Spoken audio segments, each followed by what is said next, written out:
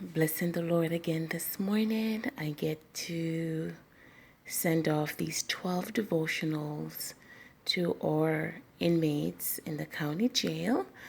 And I'm just thankful to God that I know that the words contained in this book will be a blessing to these women.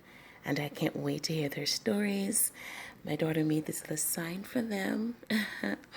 They're free to love the Lord, and I pray that they will open their hearts and allow God to pour in more love into them.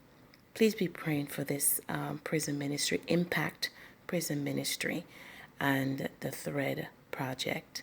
God is awesome. Thank you, Lord. Thank you, Father God. Bless the readers of this devotional.